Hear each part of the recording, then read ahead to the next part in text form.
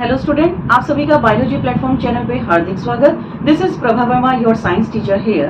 Today we are going to discuss the part 2 chapter 1 matter in our surrounding. तो उसी का जो second part है आज हम अपनी वीडियो में डिस्कस करने वाले हैं। तो इससे पहले वाली जो वीडियो गई है उसमें आपका सेशन स्टार्ट हो चुका है और आई थिंक सेशन आपको पसंद आ रहे हैं। अगर पसंद आ रहे हैं तो आप चैनल को लाइक शेयर सब्सक्राइब करना ना भूलें। So today physical properties of the matter. Now come on the physical property. अब हम मैटर क्या है, सॉलिड लिक्विड या गैस में उनमें क्या प्रॉपर्टीज हो सकती हैं, आज हमारी वीडियो का वो डिस्कशन रहने वाला है। तो सबसे पहले हम बात करेंगे matter is made up of particle. Matter क्या है, कोई भी मैटर हो वो पार्टिकल से मिलके बना होता है।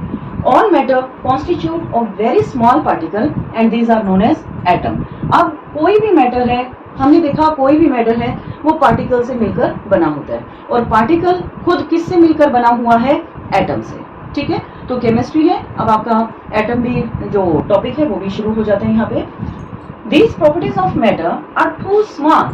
अब आप देखो कि ये जो प्रॉपर्टीज हैं या साइज की अगर हम बात करते हैं एटम की, वो इतना ज्यादा स्मॉल है, so they can not be seen by naked eyes और सिंपल माइक्रोस्कोप। तो जो कि एक सिंपल माइक्रोस्कोप या नेकेड आई का मतलब डायरेक्ट अगर हम किसी पार्टिकल को देखना चाहें तो वो देखना हमारे लिए पॉसिबल नहीं है। क्यों नहीं है? क्योंकि उन पार्टिकल का साइज बहुत ही ज्यादा छोटा है। तो अब आप जैसे डायग्राम्स में भी यहाँ पे देख रहे हैं, कुछ चीजें आपको अंधेरे में दिखाई है और जैसे ही एक अंधेरे कमरे में, एक डार्क रूम में एक टॉर्च ऑफ लाइट अगर प्रोजेक्ट किया जाता है तो उस लाइट में आप कुछ पार्टिकल्स को रेंडमली मूव करता हुआ देखते हैं। ठीक है, तो वहां हमें पता चल पा रहा है कि कुछ पार्टिकल हैं, लेकिन जैसे ही लाइट ऑन होती है तो वो पार्टिकल्स हमें दिखना बंद हो जाते हैं। ठीक है, तो ऐसी कुछ प्रॉपर्टीज को आज हम वीडियो में डिस्कस करेंगे जो आप डिफरेंट डायग्राम्स में भी देख रहे हैं। स्क्रीनशॉट लें जल्दी से। Okay, so now states of matter. We have mainly 3 states of matter. Normally हमारे पास 3 स्टेट्स हैं, सॉलिड, लिक्विड एंड गैस, जिसे वन बाय वन हम डायग्राम के साथ और इनकी प्रॉपर्टीज के साथ डिस्कस करेंगे। तो आप देखें एक बार, सॉलिड है, लिक्विड है और गैसियस स्टेट है, या आप गैस भी बोल सकते हैं। इसके अलावा भी 2 स्टेजेस हैं, एक तो प्लाज्मा है, एक बोर्न आइंस्टाइन है, जो कि आपके सिलेबस से डिलीट हो चुका है, उनको हम डिस्कस नहीं करेंगे।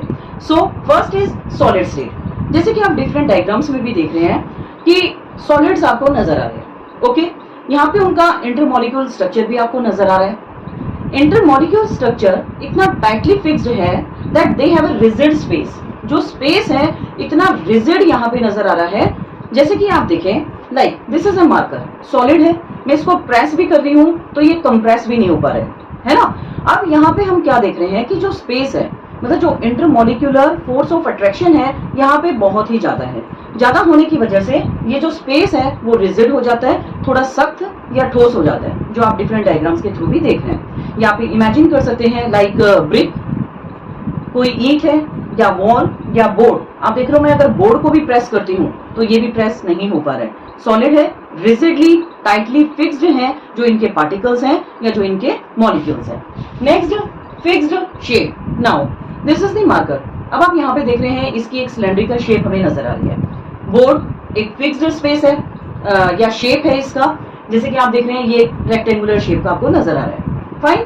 ऐसे ब्रिक की बात करें एक या आइस की बात करते हैं तो आइस क्यूब्स हम कहते हैं, एक सॉलिड स्पेस शेप है जो कि हमें दिखाई दे रहा है। फिर है फिक्स्ड स्पेस। तो फिक्स्ड स्पेस है, फिक्स्ड वॉल्यूम है, मतलब कि अगर कोई भी सॉलिड है तो उसका फिक्स्ड वॉल्यूम रहेगा।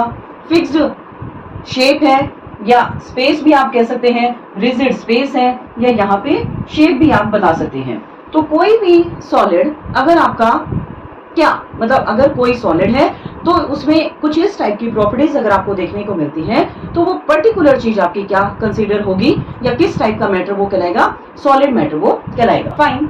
Next state is liquid. Liquid की अब कुछ प्रॉपर्टीज को देखते हैं। नो फिक्स्ड शेप, कोई पर्टिकुलर या फिक्स्ड शेप नहीं है।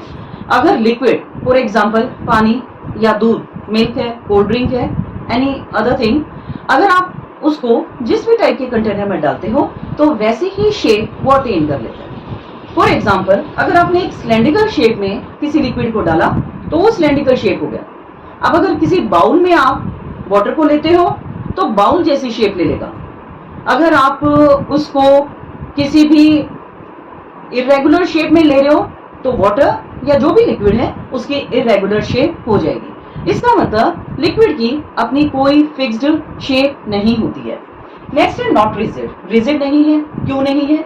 क्योंकि यहाँ पे जो इंटरमॉलिक्यूलर डिस्टेंस है वो थोड़ा सा ज्यादा है।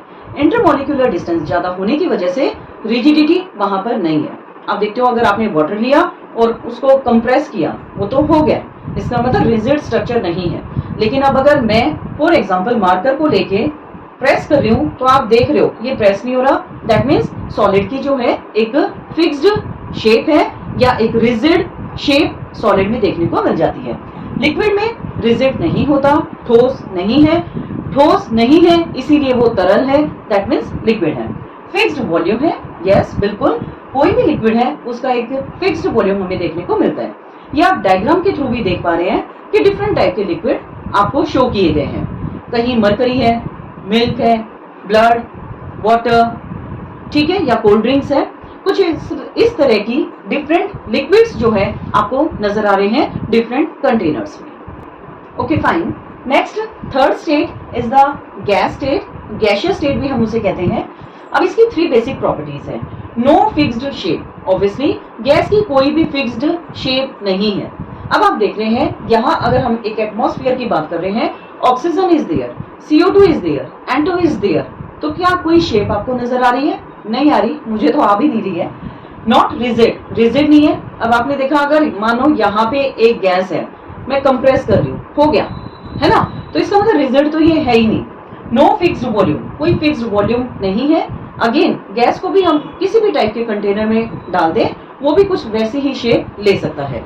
तो आप देखते हैं जैसे कि गैस सिलेंडर जो किचन में यूज किया जाता है, या बैलून्स के अंदर जो गैस फिल की जा रही है, ठीक है, तो इस टाइप की जो गैसेस हैं या जो गैसेस हैं उनमें कोई फिक्स्ड शेप, कोई रिजिडिटी या कोई फिक्स्ड वॉल्यूम हमें देखने को नहीं मिलता। ये आप डायग्राम के थ्रू भी देख रहे हैं, जैसे चिमनी में से धुआं निकलता हुआ आपको नजर आ रहा है, तो वो क्या कर रहा है, कोई उसकी शेप नहीं है, वो गैस जैसे भी, क्योंकि क्यों नहीं है, उनके बीच में जो इंटरमॉलिक्यूलर डिस्टेंस है वो सबसे ज्यादा है। So these molecules they are moving randomly here and there, fine. तो ये यहाँ वहां जाने की वजह से आप देखते हैं कि किसी भी टाइप की या कोई भी एग्जैक्ट एज सच कोई शेप उनकी नहीं है, ना कोई रिजिडिटी, ना कोई फिक्स्ड वॉल्यूम वहां पे हमें देखने को मिलता है। सो ये 3 स्टेट्स हमने डिस्कस की, जो भी हम आगे और डिटेल में करने जा रहे हैं। Okay fine. Now 3 properties of matter. अभी हमने देखा 3 स्टेट्स ऑफ मैटर। अब इन्हीं 3 स्टेट्स ऑफ मैटर की 3 डिफरेंट प्रॉपर्टीज को हम स्टडी करेंगे। फर्स्ट है बेटा आपके सामने, particles of matter have space between them. अभी हमने देखा भी है सॉलिड, लिक्विड और गैस, ये 3 टाइप के स्टेट्स हमने स्टडी किए। अब हम इनमें देखते हैं कि इंटरमॉलिक्यूलर स्पेस कैसा होने वाला है या कितना इनमें होता है। सो एक एग्जांपल लेकर चलते हैं। When sugar is dissolved in water, the particles of sugar disappear in water. आप देख रहे हैं यहाँ पे आपको एक बीकर में वाटर नजर आ रहा है। When we dissolve sugar in this, then this sugar will dissolve in the water. Fine, एक सॉल्यूशन यहाँ पे तैयार हो गया। लेकिन आप ये भी देखें कि जैसे हमने शुगर को यहाँ पे डिसॉल्व किया, शुगर डिसॉल्व तो हो गया but without increasing the level of the water. Water के लेवल में कोई राइज देखने को नहीं मिल रहा है। Why does this happen? Because these particles of the sugar, they fixed themselves into the spaces between the water. तो आपने देखा एक सॉलिड है, एक लिक्विड है। सॉलिड ने अपने आप को लिक्विड में एडजस्ट किया है, क्योंकि लिक्विड में अभी हमने देखा था कि इंटरमॉलिक्यूलर स्पेस प्रेजेंट होता है। तो जब स्पेस प्रेजेंट है, sugar molecule they can tightly fixed themselves in the liquid molecule. As a result, there will be no rise in the level of the water and the sugar finally dissolves and disappears. That means this shows that hence proved particles of matter have space between them. इसका मतलब जो matter के particles हैं उनके बीच में space है और उन्हीं स्पेस में सॉलिड पार्टिकल अपने आप को जब एडजस्ट कर लेते हैं तो वहां पे ना तो लेवल राइज होता, इवन जो सॉलिड है वो भी आसानी से डिसॉल्व हो जाता है। Now the second property is particles of matter. ये आपकी सेकेंड प्रॉपर्टी है यहाँ पे, particles of matter are moving all the time. मतलब क्या, कि जो मैटर के पार्टिकल्स हैं वो कंटिन्यूसली मूव करते रहते हैं। दैट मीन्स रेंडमली वो कहीं ना कहीं डिस्ट्रीब्यूटेड है या मूवमेंट में है। So the particles of matter are continuously moving as they possess kinetic energy. वो क्यों मूव कर रहे हैं? आपको पता है energy due to motion is called kinetic energy. तो काइनेटिक एनर्जी उनके अंदर है, इसी वजह से वो रैंडमली मूव कर रहे हैं। So with increase in temperature kinetic energy of particle also increases, so particles move faster. देखो अब डायग्राम के थ्रू आप देखो, यहाँ पे हम क्या करते हैं, एक बाउल में वाटर लेते हैं। जब इसको हम हीट करेंगे, the molecules of the water they start moving randomly, है ना। आप देख रहे हैं थोड़े बबल्स की एक आवाज आनी शुरू हो जाती है, जो आप प्रैक्टिकली भी किचन में देखते होंगे या प्रैक्टिकल लाइफ में हम देखते हैं। अब ऐसा क्यों हुआ? जैसे ही पार्टिकल्स मतलब टेम्परेचर इंक्रीज हुआ, पार्टिकल्स में काइनेटिक एनर्जी आई। काइनेटिक एनर्जी आने की वजह से particles they start moving randomly. Fine, that means particles of matter they can move all the time. तो यहाँ पे जैसे ही टेम्परेचर राइज होगा, उसकी वजह से पार्टिकल्स मूव करेंगे।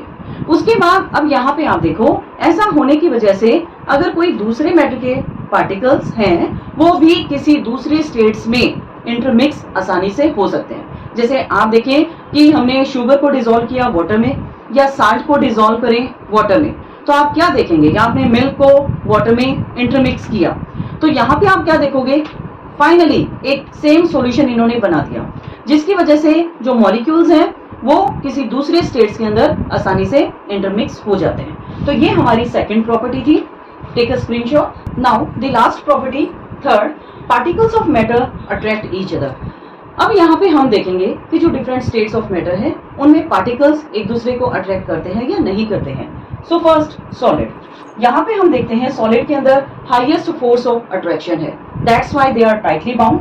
As a result we cannot move our hands freely through a solid object. तो अब सॉलिड ऑब्जेक्ट पे अगर हम अपना हाथ मतलब मूव करना चाहें, तो आप देख रहे हो वो नहीं हो पा रहा है ना। ओके, तो क्यों? क्योंकि यहाँ पे फोर्स ऑफ अट्रैक्शन बहुत ज्यादा है, particles they are tightly bound. अब आप देख रहे हैं कि टाइटली बाउंड के हैंड्स हैं। Fine, hands can not be moved freely. Hands एक सॉलिड ऑब्जेक्ट के थ्रू मूव नहीं किया जा सकता है। लिक्विड में देखते हैं, less force of interaction. Now particles are not as such tightly bound, not as freely we can move our hand. तो आप देख रहे हो लिक्विड है, हम पानी में अपना हाथ मूव करवा रहे हैं, लेकिन फिर भी आप देख रहे हो उतना फ्रीली मूव नहीं कर पा रहे हैं। फोर्स ऑफ अट्रैक्शन थोड़ा कम है, और पार्टिकल्स वो बहुत ज्यादा टाइटली बाउंड नहीं है, because some intermolecule space is present in between the two molecule. Now the gas, there is least force of attraction between the gaseous particle. Fine. तो force of attraction बिल्कुल भी नहीं है. That's why these particles they have more intermolecular space. As a result, we can move our hand easily. Like if I move my hand in the air, you are seeing that it can move freely. Fine.